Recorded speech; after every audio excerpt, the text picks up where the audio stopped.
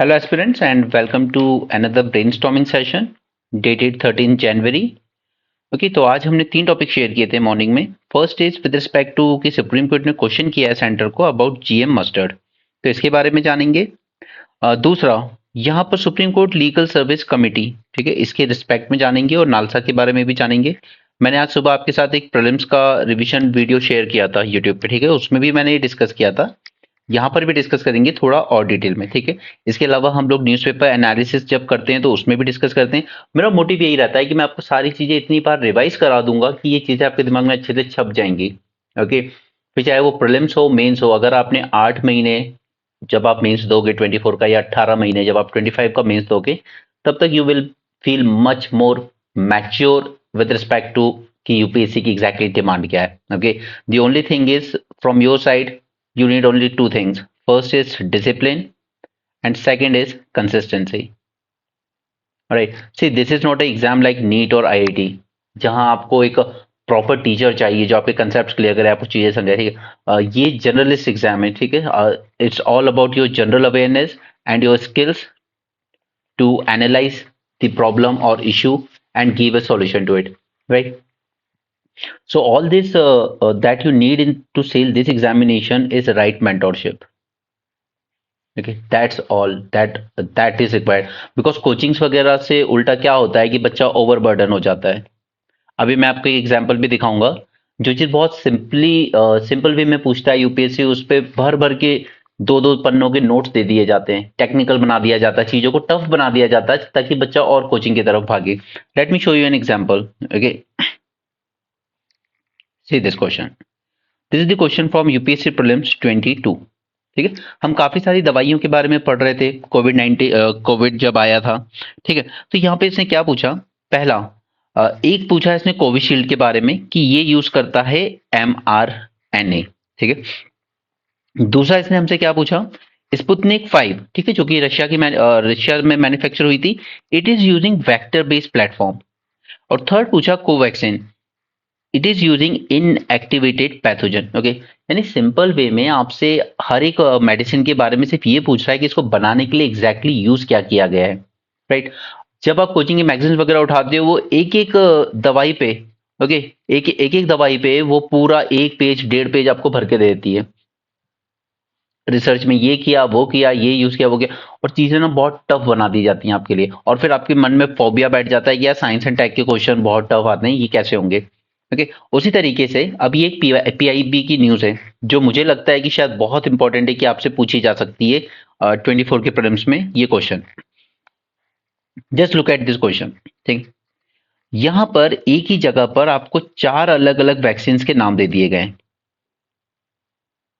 Right. और उन सब के बारे में एक इंपॉर्टेंट प्रॉपर्टी बता दी गई है, that is zycov D. It is world's first and India's indigenously developed DNA vaccine, right? That you should remember. Your point number one. Okay, that's your point number one. Okay, आपने zycov के बारे में जान लिया। उसी तरह Corbevax के बारे में, it is India first protein sub unit vaccine. Okay, पहली वाली DNA vaccine, this was protein sub unit. Then Gemcovac, it is world first and India's again indigenously developed mRNA vaccine. Okay, similarly Incovac, it is world's first and India's indigenously developed intranasal COVID vaccine. Okay, 4 vaccine चारों अलग अलग तरीके से बनाई गई हैं, ठीक। सिर्फ इतना ही जानना है, इससे ज्यादा नहीं जानना है। तो आप जो भी कोचिंग का मटेरियल यूज कर रहे हो करो, that's not a problem, but use it as a reference material, not as a proper note कि आप लाइन बाय लाइन उसको पढ़ रहे हो। लाइन बाय लाइन अगर पढ़ने जाओगे कोचिंग की मैगजीन्स या किसी भी बुक को, तो एक साल एक अटेम्प्ट की जो जर्नी समझ के आए हो वो 5 साल तक निकाल देगी आपके। ऑलराइट, तो वो गलती नहीं करना है, प्लीज ध्यान रखिएगा। ओके, सिर्फ यूपीएससी की जो एग्जैक्ट डिमांड है, चाहे वो प्रीलिम्स हो या मेंस हो, उसी को एड्रेस करना है। कंटेंट के पीछे नहीं भागना है, अदरवाइज सालों निकल जाएंगे, क्योंकि यूपीएससी का कंटेंट लिमिटेड नहीं है। दुनिया में जो कुछ हो रहा है, देश में जो कुछ हो रहा है, वो सब आपके सिलेबस का पार्ट बन जाता है। ओके, सो चलिए शुरू करते हैं। Supreme court question centre on GM mustard. तो पहले तो जीएम के बारे में जानना पड़ेगा। जीएम क्रॉप होते क्या है? देखिए, जीएम क्रॉप यानी कि कहीं ना कहीं हमने एक जेनेटिक इंजीनियरिंग का प्रोसेस यूज किया होगा इसमें, okay, to alter the DNA. Okay, उसके डीएनए को ऑल्टर करने के लिए अब वो जिस वे में भी हम चाहें, लाइक जैसे हमें ऐसे सीड्स बनाने हैं जो ड्रॉट रेजिस्टेंट हो, हमें ऐसे बनाने जो पेस्ट रेजिस्टेंट हो, ठीक है, इस टाइप की जो भी हमें उसके डीएनए में ऑल्ट्रेशन करना हो, जो चेंजेस करने हो, उसे कहा जाता है ऐसे क्रॉप को जीएम क्रॉप, यानी कि जेनेटिकली मॉडिफाइड किया गया है इसको। ठीक है, नाउ इसके लिए हम लोग अलग अलग टेक्निक्स यूज करते हैं। For example techniques like gene gun. Okay. Then there is another techniques like electroporation. ठीक है, माइक्रो इंजेक्शन यूज किया जाता है। ठीक है, agrobacterium. All these are techniques, all these are techniques of genetic engineering. ठीक है, तो ये प्रीलिम्स पॉइंट ऑफ व्यू से याद रखिएगा, प्रीलिम्स में इस तरह की चीजें पूछ ली जाती हैं। ठीक है, तो जो जस्ट ए सेकेंड,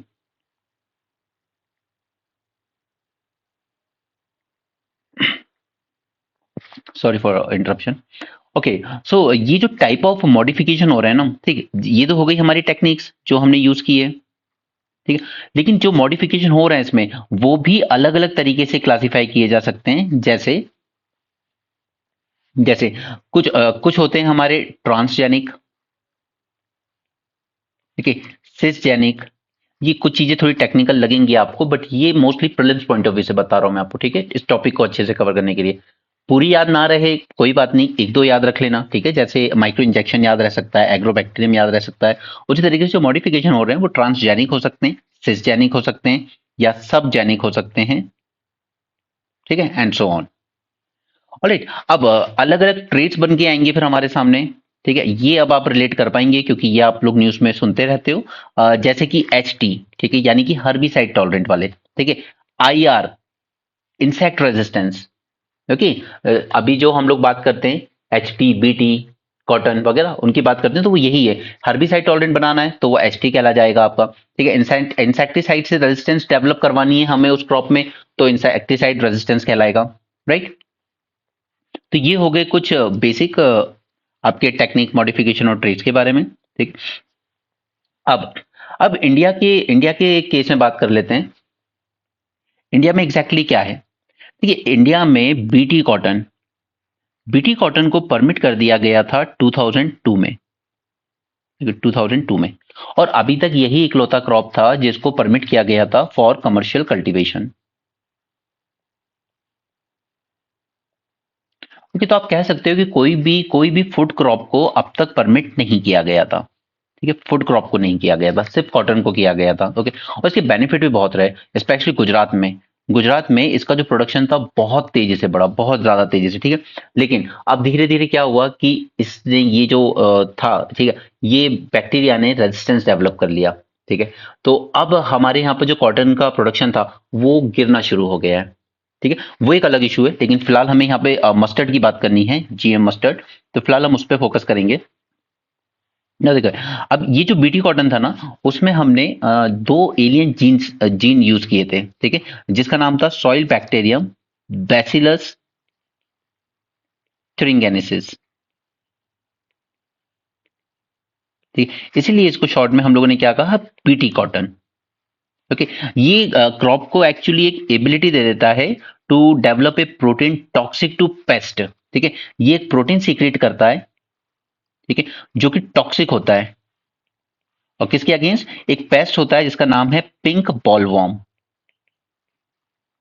राइट, तो हमने जब बीटी कॉटन यूज करा तो उसे वो अपने आप से ही एक प्रोटीन सिक्रीट करता है जो कि टॉक्सिक होता है फॉर प्रोटीन बॉलवॉर्म। ओके, ये एक तरह का पेस्ट है और इसको मार देता है। ठीक है, तो इस तरीके से हमने यहाँ पर जो भी जेनेटिकली इंजीनियरिंग करके यहाँ पे इस बैक्टीरिया का यूज किया अपने कॉटन सीड्स में, और फिर ये पेस्ट के अगेंस्ट रेजिस्टेंस डेवलप की। ठीक है, ताकि हमारा जो नुकसान होता था इस पिंक बॉलवॉर्म की वजह से वो बच गया। ठीक है, तो ये हमने इंडिया में अलाउ भी कर दिया कि ठीक है आप ग्रो कीजिए, कोई दिक्कत नहीं। अब इसके अलावा फिर हमने सोचा कि ये बहुत अच्छी चीज है, इससे हमारा प्रोडक्शन भी बढ़ा। ठीक है, रेजिस्टेंस भी डेवलप कर ली, फार्मा का लॉस भी नहीं हो रहा है। तो फिर हम दूसरी चीज़ों में भी इसको यूज़ करते हैं। तो डेवलपमेंट शुरू हुई, तो अलग-अलग चीज़ों में होना शुरू हुआ, जैसे बीटी ब्रिंजल, ठीक है? उसके बाद फिर आपकी दिल्ली यूनिवर्सिटी ने डेवलप किया DMH11 मस्टर्ड, ठीक है? जिसको हम लोग कहते हैं धरा mustard. This is also known as धरा मस्टर्ड, ठीक है? Developed by Delhi university centre for genetic manipulation of crop plants, ठीक है?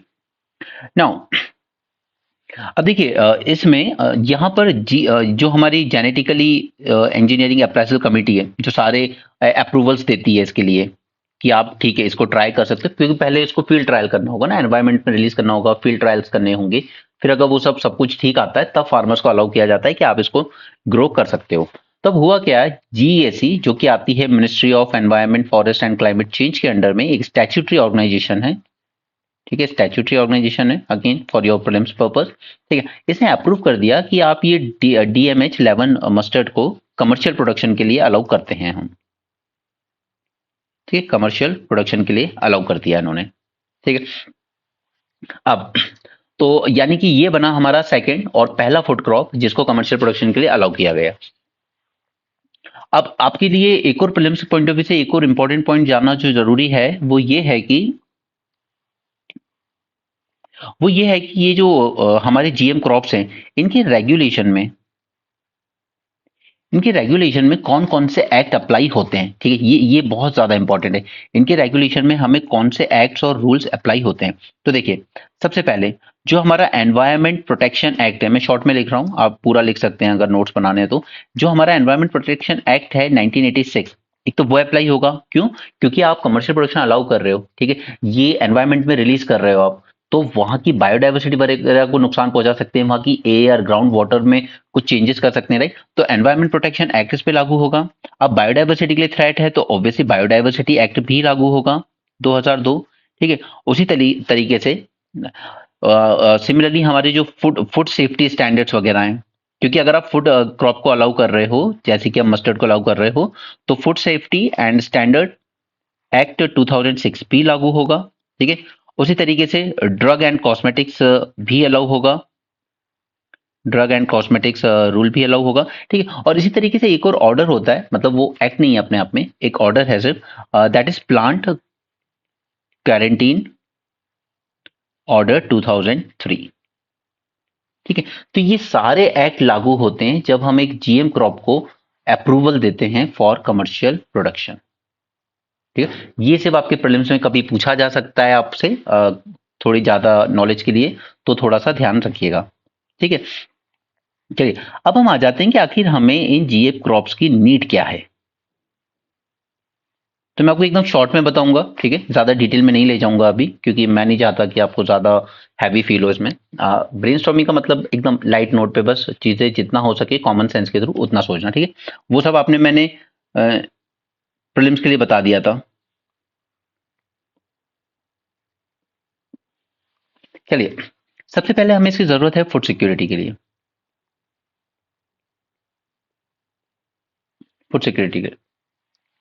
अब फूड सिक्योरिटी की जरूरत क्यों है? क्योंकि देखिए, हमारे पास लैंड एरिया लिमिटेड है, हार्डली वर्ल्ड वर्ल्ड का 2.4%, ठीक है? बट पॉपुलेशन कितनी है हमारे पास? ठीक है, अराउंड करीब करीब 17%, ठीक? तो अब हम लोग और तो एक्सपेंशन कर नहीं सकते एरिया में, जितना हम कर सकते थे एग्रीकल्चर एक्सपेंशन कर लिया, ठीक? अब हमारे पास एक ही ऑप्शन है कि हम प्रोडक्टिविटी बढ़ा सकते हैं, यानी कि पर एकड़ जो ईल्ड होनी चाहिए, ठीक है, 1 एकड़ से हम कितना किलो या कितना टन निकाल सकते हैं, वो इंक्रीज कर सकते हैं, और करना भी चाहिए, क्योंकि अगर हम पंजाब हरियाणा की प्रोडक्टिविटी देखेंगे तो वो मध्य प्रदेश, राजस्थान, इन स्टेट्स की प्रोडक्टिविटी से कहीं ज्यादा है। वो अलग रीजन है कि वहां पे इरिगेशन बहुत अच्छा दिया गया during green revolution and so on, ठीक है? फार्मर रिच है तो बेटर मैकेनाइजेशन है, बेटर टूल्स इंप्लीमेंट यूज कर सकते हैं, ठीक है? तो ये जो GM क्रॉप है, ये हमें इंश्योर करके देते हैं कि हमारी जो प्रोडक्टिविटी है वो बढ़ जाती है, ठीक है? तो हमारा प्रोडक्टिविटी बढ़ेगी तो हमारा प्रोडक्शन भी बढ़ेगा ओवरऑल, और हम इंश्योर कर पाएंगे अपनी हाई पॉपुलेशन के लिए फूड सिक्योरिटी, ठीक है? That is first thing. दूसरा है, हमारे फूड प्रोडक्शन को ये सस्टेनेबल बना सकता है, सस्टेनेबल फूड प्रोडक्शन, ठीक है? क्यों? क्योंकि हम यहाँ पर मॉडिफिकेशन कर रहे हैं क्रॉप्स में, राइट? तो हम ऐसे मॉडिफिकेशन भी कर सकते हैं इनमें, जैसे कि हम लोग कहते हैं कि ग्रीन हाउस गैस एमिशन काफी होता है एग्रीकल्चर से, ठीक है, मीथेन एमिशन काफी होता है, कार्बन एमिशन बहुत होता है, तो हम इस तरह के मॉडिफिकेशन कर सकते हैं ताकि जो कार्बन एमिशन है वो रिड्यूस किया जा सके।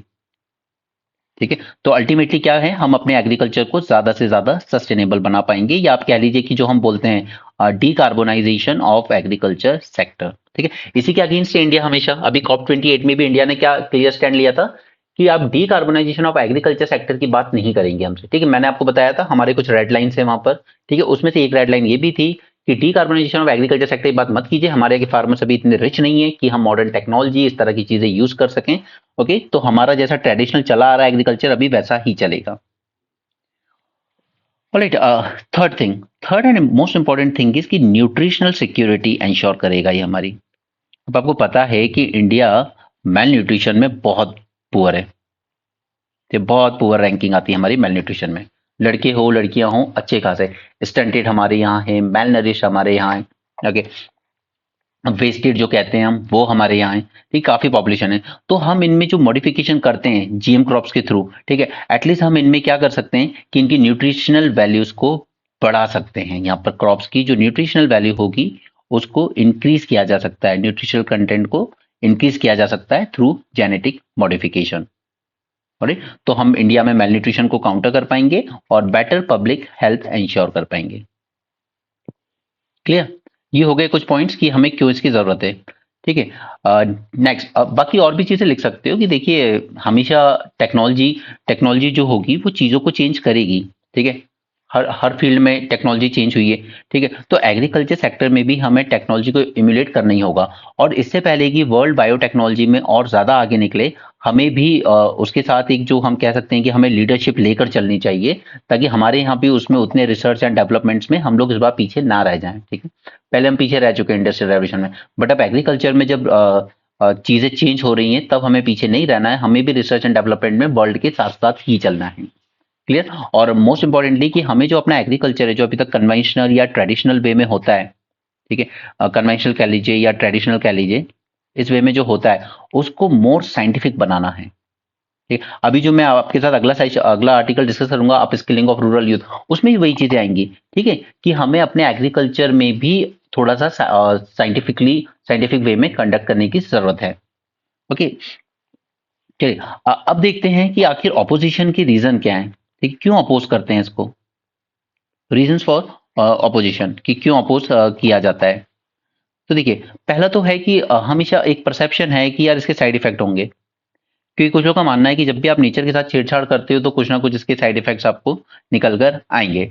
ओके, तो इसीलिए इस साइड इफेक्ट का जो डर है माइंड में, इस वजह से इसको अभी तक कमर्शियली रिलीज नहीं किया गया है फॉर कमर्शियल कल्टीवेशन। ठीक है, बट सच ये है कि अगर आप देखेंगे ना तो ये जेनेटिक वगैरह ये जीएम क्रॉप जो हैं ये सब हमारे फूड डाइट में ऑलरेडी है। अगर हमने कॉटन अलाउ करा है तो कॉटन से भी ऑयल निकाला जाता है, ठीक है, उस ऑयल को भी कंज्यूम किया जाता है। उसके बाद ब्राजील हो गया, यूएसए हो गया, इनके यहाँ से इंडिया बहुत सारे फूड प्रोडक्ट्स इंपोर्ट करता है। ठीक है, हम मस्टर्ड इंपोर्ट करते हैं, हम पल्सेस इंपोर्ट करते हैं, लगभग हर कैटेगरी थोड़ी बहुत इंपोर्ट करते ही हैं।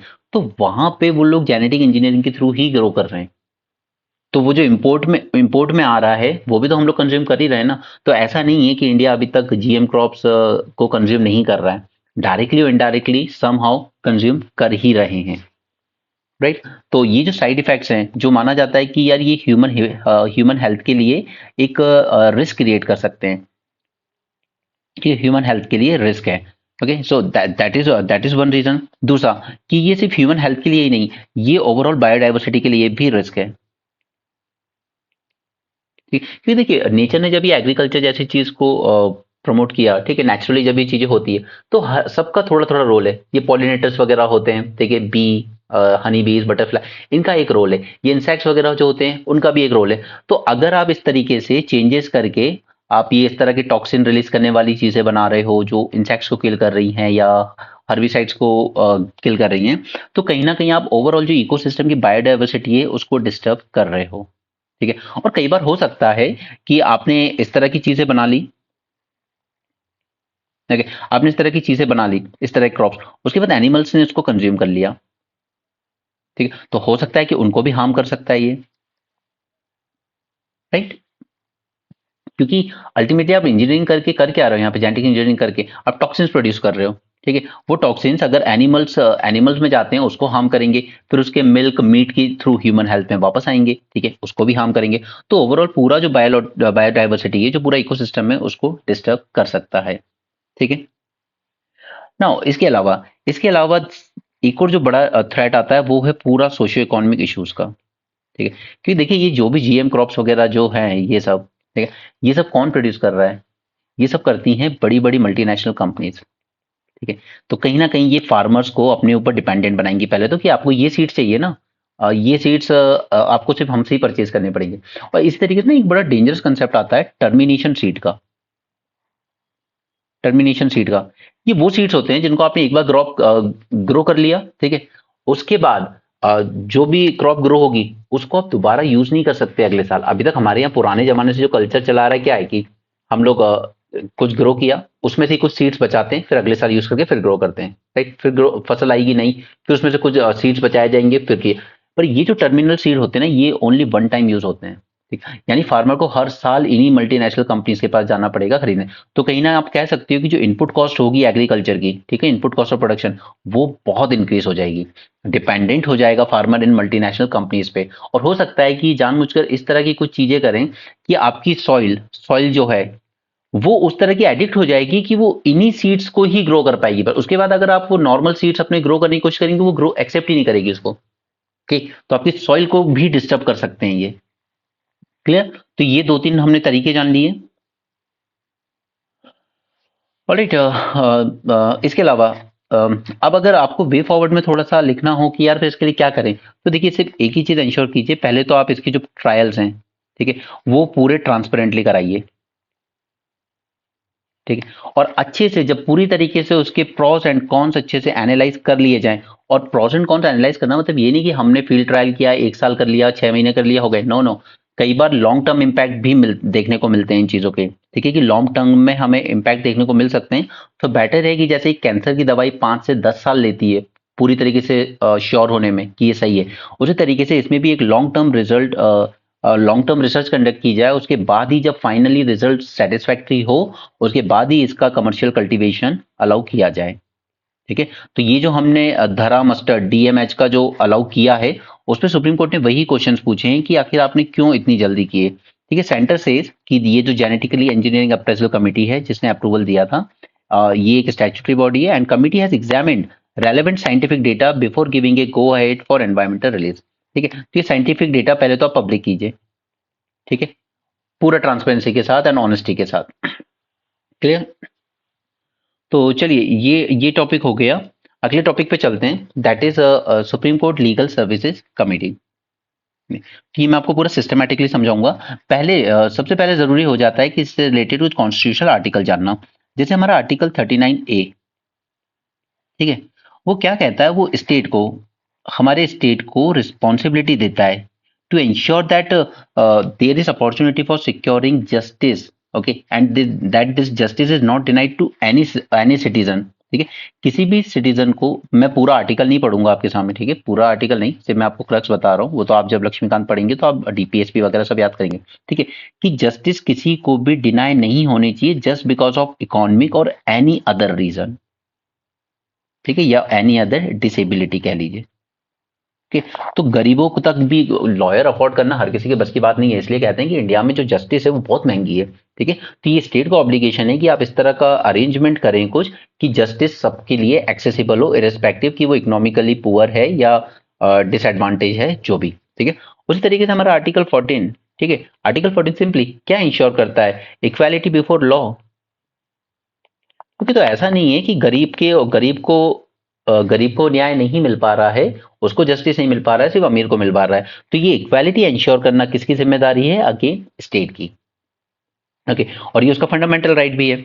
सिमिलरली आर्टिकल 22(1), ठीक है, इसमें इसमें इसमें भी बोला गया है दैट स्टेट को, it is obligatory for state to ensure that a legal system that promote justice based on equal opportunity. तो यहां पर भी जस्टिस को प्रमोट करने की ही बात की गई है।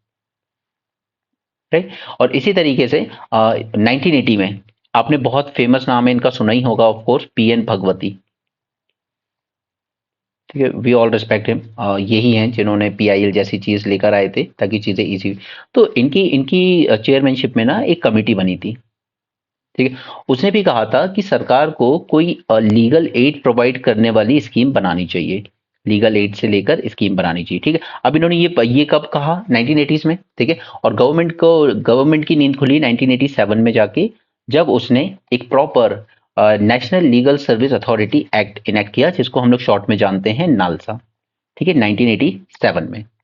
क्लियर? और ऑब्जेक्टिव क्या था कि ये तो ठीक है, हम कोशिश कर रहे हैं ये लीगल एड वगैरह गरीबों को प्रोवाइड करने की। ठीक है, लेकिन लेकिन इसको प्रॉपरली एक स्टैट्यूटरी बैकिंग देने के लिए ये एक्ट इनेक्ट किया गया। ठीक है, गवर्नमेंट ने एज अ स्कीम लॉन्च कर दिया, दैट इज फाइन। ठीक है, एक स्कीम की तरह लॉन्च कर दिया। ठीक है, ऐसे तो मनरेगा को भी एक स्कीम की तरह लॉन्च कर दो। ठीक है, लेकिन क्या है, स्टैट्यूटरी बैकिंग देने के लिए एक प्रॉपर एक्ट इनेक्ट किया गया ताकि उसकी इंपॉर्टेंस का वेटेज, और अगर आप उसको प्रॉपरली इंप्लीमेंट नहीं कर सकते हो तो फिर सामने वाला क्लेम भी कर सकता है। ठीक है, कि इस लॉ का वायलेशन हो रहा है। ठीक है, उसी तरीके से इसको स्टैट्यूटरी बैकिंग देने के लिए इस स्कीम को नालसा एक्ट इनेक्ट किया गया। ठीक है, ऑब्जेक्टिव वही था कि जो वीकर सेक्शन है, ठीक है, उसको हमें प्रोवाइड करनी है जस्टिस। राइट? तो अब इसका जरा स्ट्रक्चर समझ के देखिए। ठीक है, नेशनल लेवल पर नेशनल लेवल पर बनेगी नालसा। ठीक है, उसी तरह उसके नीचे स्टेट लेवल पर बनेगी स्टेट लीगल सर्विस अथॉरिटी। ठीक है, उसके नीचे डिस्ट्रिक्ट लीगल सर्विस अथॉरिटी बनेगी, और उसी तरीके से तालुका यानी कि ब्लॉक लेवल, डिस्ट्रिक्ट के नीचे ब्लॉक लेवल, ब्लॉक के नीचे विलेज, तो ब्लॉक यानी तालुका, तो तालुका लेवल सर्विस अथॉरिटी बनेगी। क्लियर? ये चार समझ में आया? ठीक है, इसके अलावा सुप्रीम कोर्ट और हाई कोर्ट ये अपने लेवल पर एक कमिटी बनाएंगे प्रॉपर। ठीक है, supreme court legal service committee, उसी तरीके से हाई कोर्ट भी बनाएगा अपने यहां पर, sorry, high court legal service committee. ठीक है, तो ये चीजें समझ में आई। और ये जो आप सामने देख रहे हो, this supreme court legal service committee, बस यही न्यूज में थी। Supreme court legal service committee chairman, what law says about free legal aid in India. ठीक है, तो इसलिए मैंने आपको ये पूरा स्ट्रक्चर समझाया। क्लियर? तो ये चार बॉडीज अपनी जगह हैं, और सुप्रीम कोर्ट हाई कोर्ट के पास अपनी खुद की भी कमेटी उनको बनानी होती है। क्लियर? अब ये जो नालसा था ना, एक्ट आ गया 87 में, बट फाइनली ये अथॉरिटी कंस्टिट्यूट कब की गई? 1995 में। तो ये गवर्नमेंट की सीरियसनेस दिखाता है कि वो कितनी सीरियस थी इस चीज को लेकर। नाउ, अब ये जो नालसा है, यही इनको फंड भी डिस्ट्रीब्यूट करता है। ठीक है, नीचे इनको फंडिंग देगा, पैसे वगैरह डिस्ट्रीब्यूट करेगा। ओके, और ये जो स्टेट लेवल पर जो अथॉरिटी है ना, this will be headed by the chief justice of respective high court. ठीक है, जो भी हाई कोर्ट के चीफ जस्टिस होंगे वो इसको हेड करेंगे। ओके, नाउ, और नालसा को obviously chief justice of India करेंगे, कॉमन सेंस। ठीक है, डिस्ट्रिक्ट लेवल की बात है तो ये डिस्ट्रिक्ट जज करेंगे जो वहां के होंगे। ठीक है, तालुका तालुका की बात है तो यहां पर कोई भी सीनियर सिविल जज कर सकता है। ठीक है, और सबके कलेक्टिव फंक्शन वही है कि लोगों को फ्री लीगल एड प्रोवाइड करना है, या एटलीस्ट सस्ते में। ठीक है, यानी कि उनकी अगर जो फीस वगैरह लग रही है वो सब आप कर सकते हो। इसके अलावा इन सबके पास ये अथॉरिटी भी होती है कि ये लोग ऑर्गेनाइज कर सकते हैं लोक अदालत। लोक अदालत क्या करती है? आपस में समझौता करवाती है। राइट, ये लोक अदालत को ऑर्गेनाइज कर सकते हैं।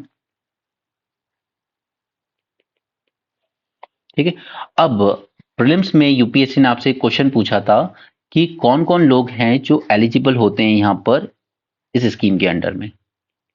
एलिजिबिलिटी क्या है, ये यूपीएससी ने आपसे पूछा था।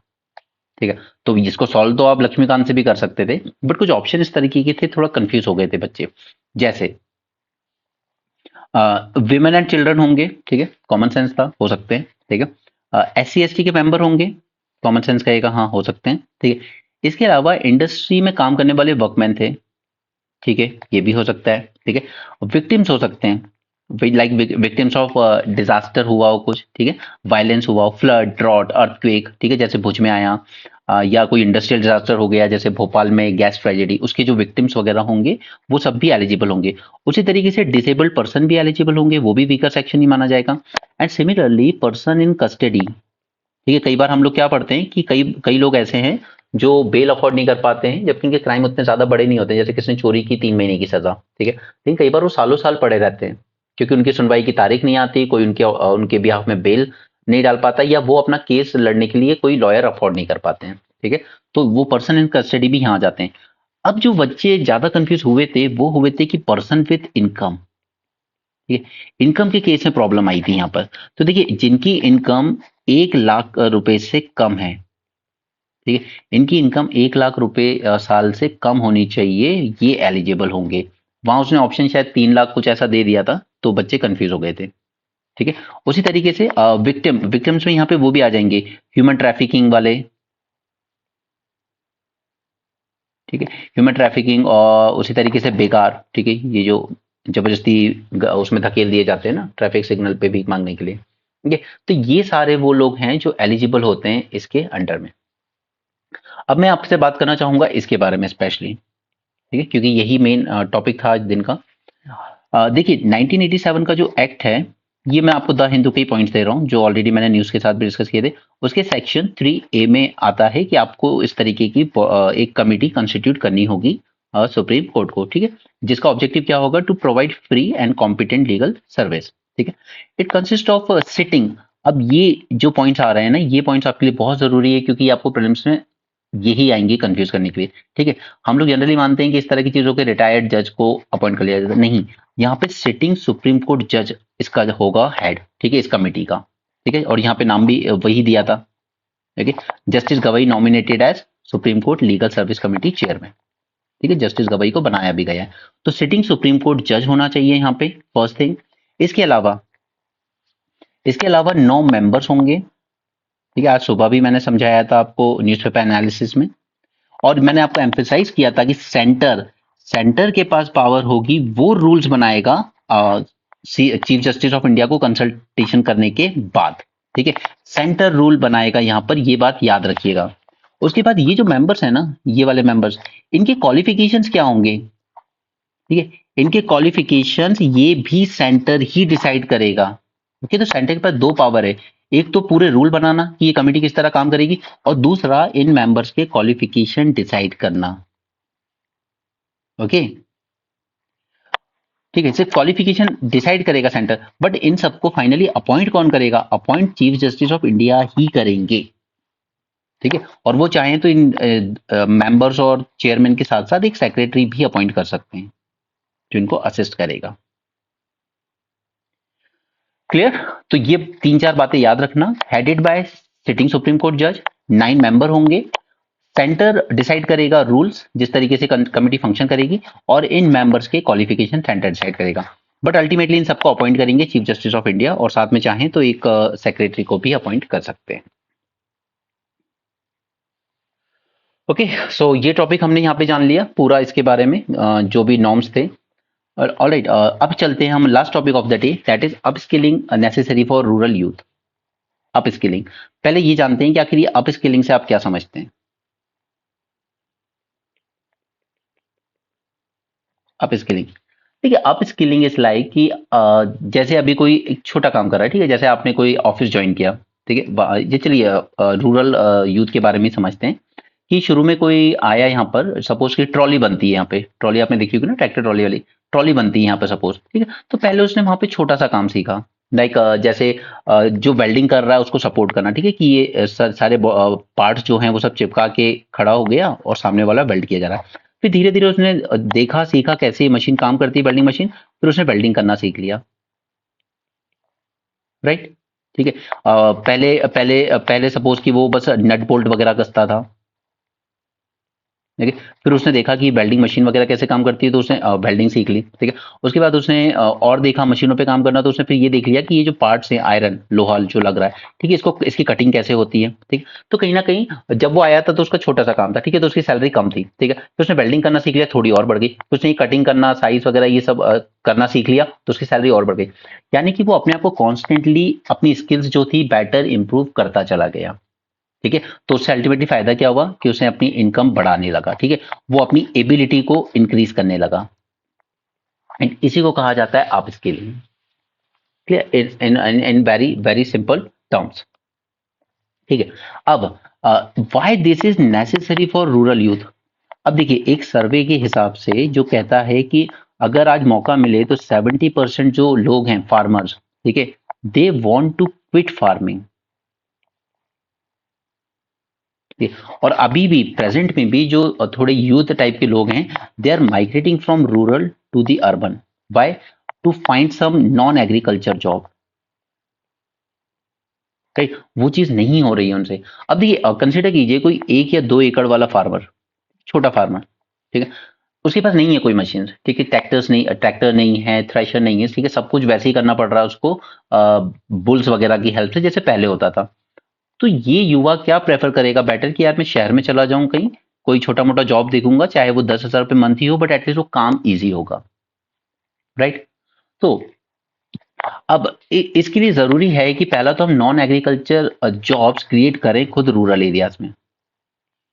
ओके, जैसे कि आप समझ लीजिए कि टाइल्स मेकिंग फैक्ट्रीज लगाई जा सकती हैं, टाइल्स मेकिंग, ठीक है। उसी तरह अगर हम फीमेल को दिमाग में रख के सोचें तो जो छोटी छोटी कॉटेज इंडस्ट्री होती है, जैसे पापड़ मेकिंग, ठीक है, पापड़ बनाना, पिकल बनाना, ठीक है, इन सबको बनाने के लिए क्या चाहिए आपको, अल्टीमेटली स्किल्स ही चाहिए ना।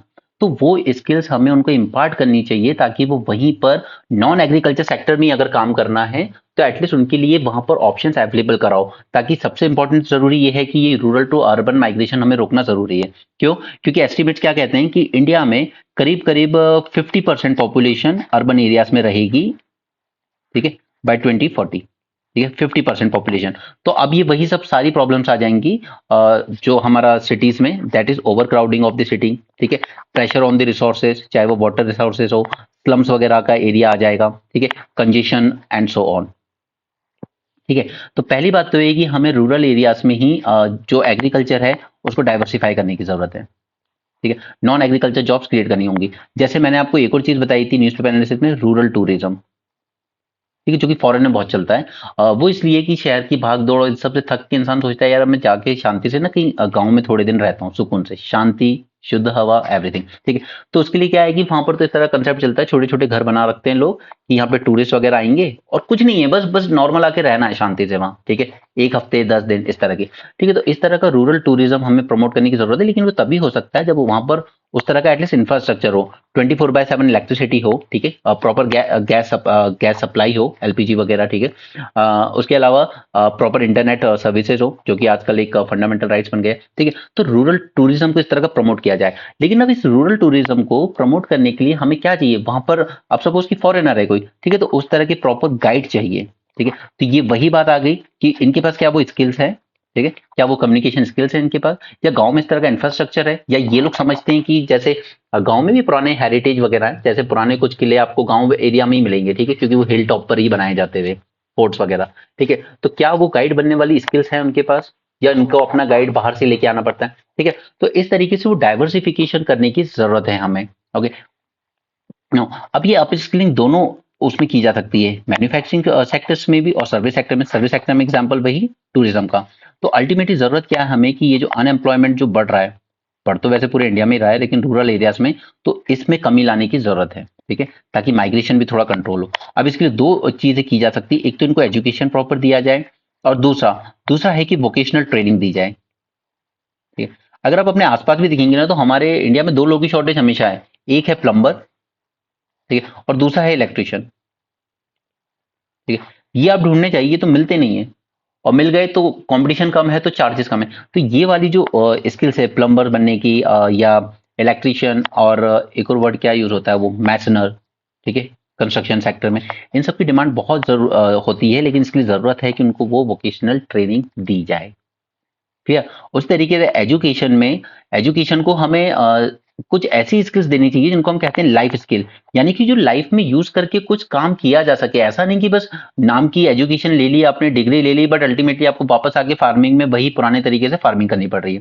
ठीक है। अब इसी में कुछ एग्जाम्पल्स मैं आपको बताता हूँ, जैसे एक आरईए स्कीम आई थी, रिटेनिंग यूथ इन एग्रीकल्चर, ठीक है। उसी तरीके से अभी गवर्नमेंट हमारी क्या लेकर आई है, ड्रोन दीदी, ठीक है, ड्रोन ड्रोन दीदी स्कीम, इसमें इसमें क्या गोल है, वही सब ना कि ड्रोन ऑपरेट करना, ड्रोन को सर्विसिंग करना और ये सब चीजें सिखाई जाएंगी। ठीक है, उसी तरीके से एक आई थी सोलार मामा स्कीम।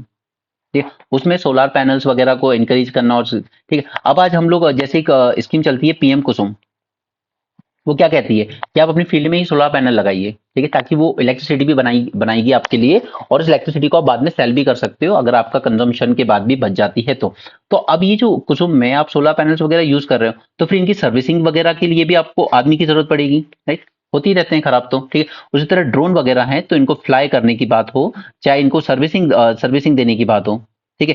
या फिर जो कम्युनिटी सर्विस सेंटर चलते हैं गवर्नमेंट के, ठीक है, जहां पर कंप्यूटर वगैरह के थ्रू सारी चीजें होती हैं। आजकल गवर्नमेंट हर चीज पे, जैसे अगर आपको सब्सिडी के लिए भी अप्लाई करना है तो आपको ऑनलाइन ही करना पड़ता है, ठीक है। तो इन सबके लिए आपको जो मैन पावर चाहिए वो कौन देगा, वो कहाँ से आएंगी, वो इस रूरल यूथ को अप स्किल करके ही आएंगी।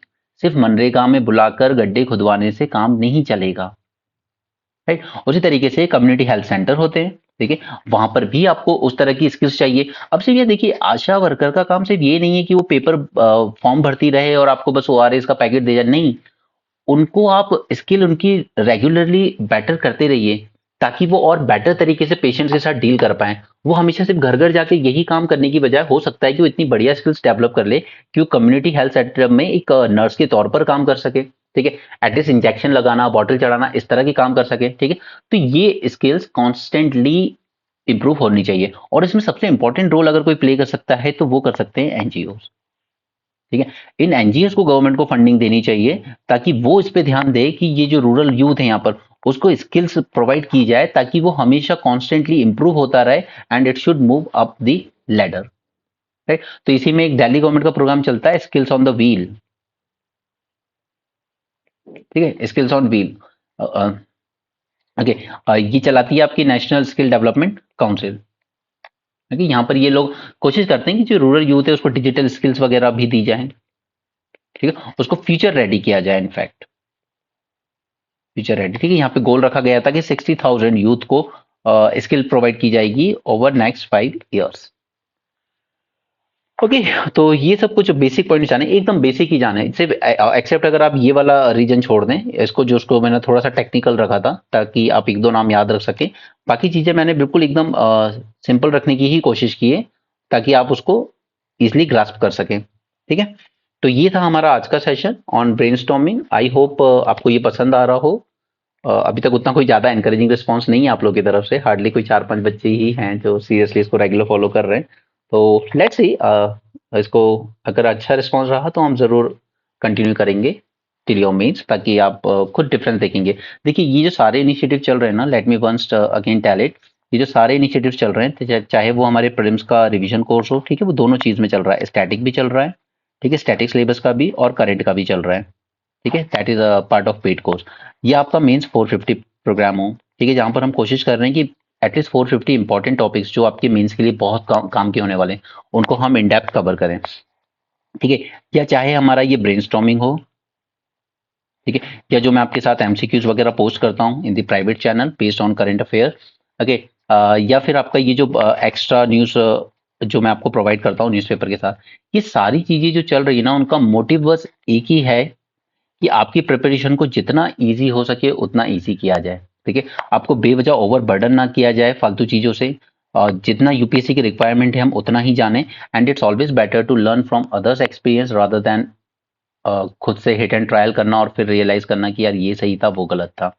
ओके, सो अगर आपने अभी तक कोर्स ज्वाइन नहीं किया आप कर सकते हैं टिल 31 जनवरी, क्योंकि उसके बाद फिर बहुत मुश्किल हो जाएगा।